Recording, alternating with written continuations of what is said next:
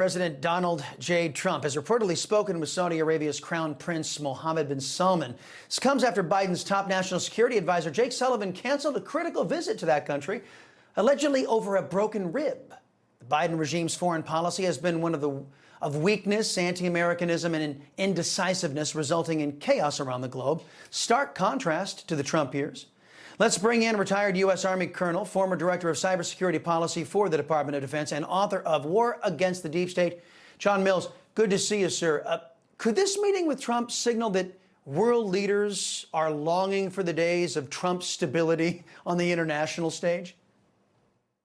Yeah, Chris, great to be on the show with you. Absolutely. It's total rubbish. They were saying they were going to be the adults in the room. Blinken was saying the adults are back. Well, I don't know what he's talking about. I haven't seen any adults yet. And being very involved in foreign partner relations at the beginning of the Trump period and, as a career civilian, the internationals, they may not like Trump, but they love and respect him in so many ways. It is a total think tank fraud for everybody to say, oh, they don't like him. No, they appreciate his authenticity. He says what he means what he says. He can be counted on his word as totally opposed to the Biden team. Right. And a stable America makes for a stable world, and that's what President Trump provided. It's been utter chaos under Joe Biden.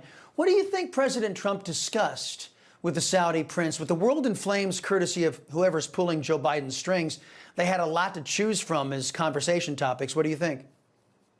Well, Mohammed bin Salman has been treated very shabbily by the Biden team. I just thought it was shocking. They always will bring up Khashoggi and never can condone an assassination if that's what it was. But at the same time, Khashoggi was not an American citizen and was part of the Muslim Brotherhood dedicated to overthrowing Mohammed bin Salman and the Saudi family. So he was playing with fire, okay? But the Biden team has just treated the Saudis very shabbily, the UAE very shabbily. And so once Biden was in office, they said, okay, well, fine. They're not going to buy our oil. They don't like us. We're going to start talking. We're going to put Saudi Arabia first. We're going to make Saudi Arabia great, and we're going to great again, and we're going to talk to China. And so they started playing, and good for them. That's what they should be doing. That's what I'm totally, I'm not disputing that, Colonel. I think you're absolutely right. I think that, Joe Biden doesn't inspire loyalty. If Joe Biden has been firmly putting America's lips on the rear end of the Ayatollah Khomeini and all these foreign despots and dictators, I can't blame other nations who were once traditional allies for looking elsewhere. Last thing I have for you, speaking of oil-producing countries, 2021, Joe Biden withdrew about 50 million barrels from the Strategic Petroleum Reserve to hide the impact of the Democrats' war on energy from the American people. Now the Biden regime is canceling the second major planned oil purchase that would have replenished that supply.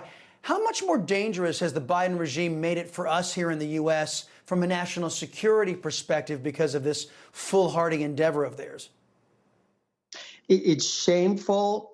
This is a strategic petroleum reserve for wartime emergency.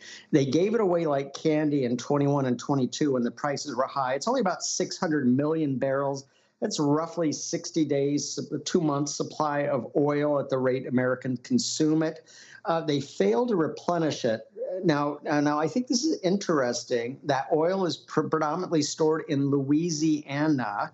And who took the? You got Landry, who took the governorship. I wonder if this is a little political jab at Louisiana because the election didn't go their way last fall. But it's shameful to not replenish these supplies. These are so important. We just drove through Midland, Texas, and the oil region out there. It shows a lot of opportunity for growth and expansion. And if they wanted, they could put everything out of business. They could make America energy dominant if they just unleashed American energy. And still, it's just not in the DNA of the Biden team to do this. They want to buy oil from Venezuela, from Iran, everybody else but Americans.